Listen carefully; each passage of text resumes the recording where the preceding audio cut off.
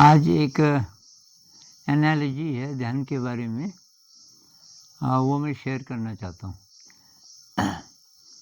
तो कुछ साल पहले मुझे एक साधक मिले, तो कहने लगे कि हमारे गुरुजी इस तरह से समझाते हैं कि भाई ध्यान के लिए पहले थोड़ा ग्राउंड वर्क करना पड़ता है। तो एनालॉजी ऐसी है कि ये कोई नदी है, ये पहाड़ी नदी है, पता नहीं कहाँ से आ रही है, ये स्लोप है उसका और फिर जा रही है कहीं। तो ये तो है नदी, नदी में पानी है और इधर है आपका खेत। और आप किसी ने बताया कि तेरा तो खेत भाई इसमें होता भी है कुछ, ये तो सूख रहा है, तो सिंचाई कहाँ से करता है? तो कहता है कि एक छोटा सा स्रोत है, कुछ दूर पे वहाँ से लाता हूँ बाल्टी भर भर के, कि तो बहुत कठिन काम है। तो नदी से क्यों नहीं कनेक्ट करता इसको? उसने कहा अच्छा कैसे? कि भाई नहर निकाल सकता है और नहर में पानी आएगा। तो अब पहला काम क्या है, मान लीजिए 200 मीटर दूर ये नदी है, ये नदी है, ये आपका खेत है। आप यहाँ से ये नहर बना के नदी से कनेक्ट करना चाहते हैं, तो 200 मीटर की नहर छोटी सी खोदोगे, काफ़ी मुश्किल काम है, बीच में चट्टानें आएंगी। और चलो ये काम हो गया साहब, कुछ महीने आपको लगे, अभी खेत में पानी तो नहीं आएगा, अभी तो नहर है, नहर खुदी। अब नहर पूरी हो गई, तब स्रोत से कुछ पानी उसमें आप डालेंगे, वो जो पानी है उसको मिट्टी पिएगी पहले। जो नहर आपने खोदी उसकी मिट्टी उस पानी को सोखती रहती, बहुत स्लो आपका पानी आगे बढ़ेगा। और कहीं कहीं ऐसा भी हो सकता है कि कोई सुरंग है, चूहे ने किसी चीज़ ने बनाई, जो पहले नहीं दिख रही थी, लेकिन अब पानी ने एक्सपोज कर दिया उसको, अब वहाँ से पानी गायब हो रहा है। खैर, तो आपको बहुत निगरानी करनी पड़ेगी और अल्टीमेटली खेत में थोड़ा बहुत पानी चला जाएगा।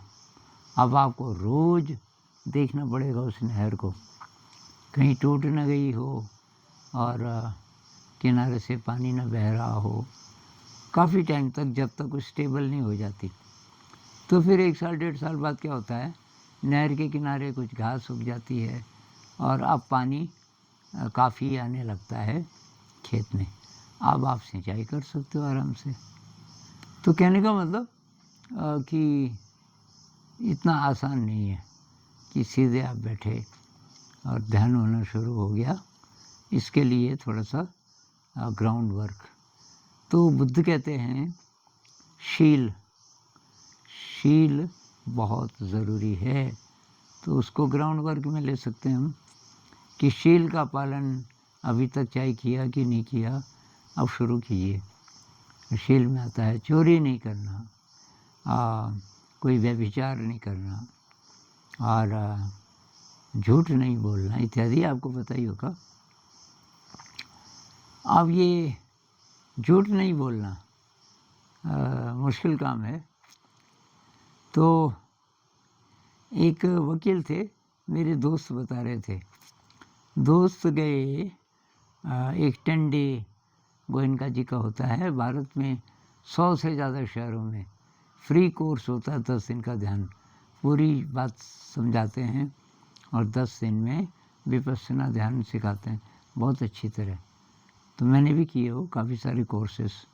तो मेरा दोस्त वो कोर्स कर रहा था, 9वें दिन बातचीत करने देते हैं, तो 9वें दिन उनकी दोस्ती हुई एक वकील से। अब वो वकील था, तो वकील को थोड़ा बहुत झूठ तो बोलना पड़ता है। तो वो कह रहा था कि जितनी बार यार मैंने झूठ बोला मुझे अच्छा नहीं लगा, मुझे लगा कि मैं गलत रास्ते पे चल रहा हूँ और काश मैं सच बोल पाता, लेकिन डरता था कि तब वकालत मेरी चलेगी नहीं। लेकिन अब मैंने ठान लिया, मैं सच ही बोलूँगा।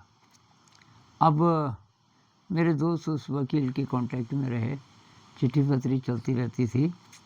उसने सचमुच सच बोलना शुरू कर दिया। अब कोई केस आया कि महाराज अब गलती हो गई, पर आप तो बहुत अच्छे वकील हैं, कि भाई पूरी बात बता।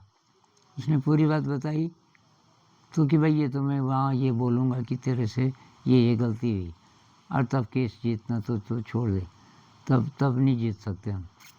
तो उसकी वकालत लगभग ठप हो गई। तो उसकी बीवी बहुत नाराज़ कि ये कैसे सत्यवादी बन गए आप, अब कैसे चलेगा काम। तो उसने कहा भाई देखी जाएगी, मैंने तो सब ऊपर वाले पे छोड़ दिया और ध्यान करने लगा काफ़ी गहरा।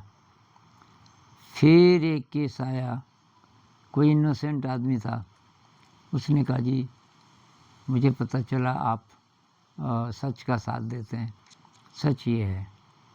तो उसने कहा इसको प्रूव करने के लिए तेरे पास क्या क्या एविडेंस है।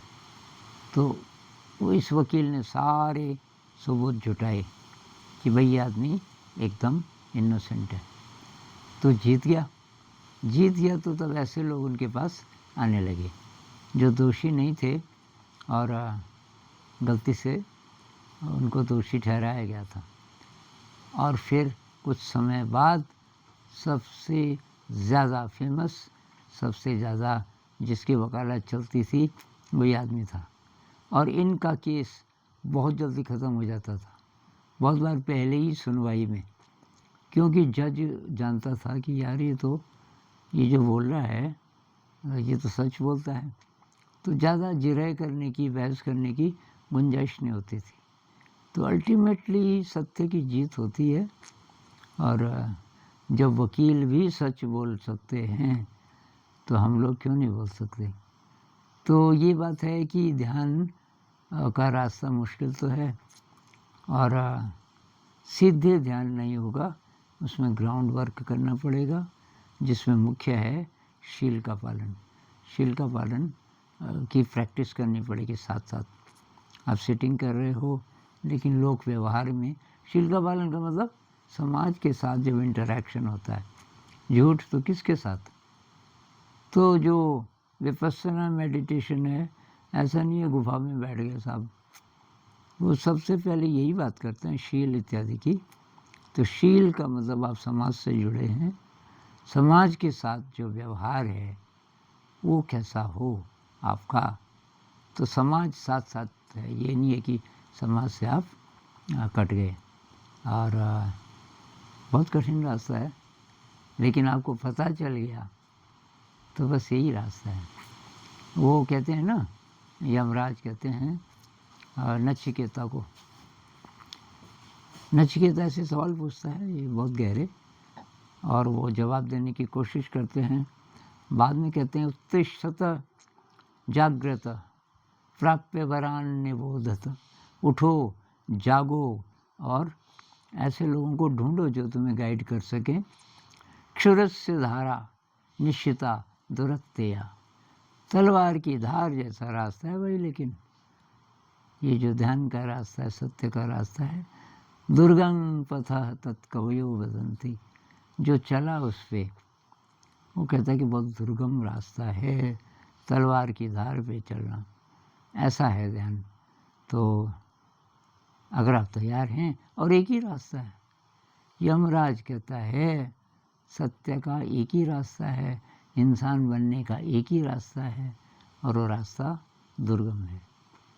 तो आसान नहीं है, लेकिन अब आप चल पड़ो तो धीरे धीरे धीरे कोई मुश्किल भी नहीं है।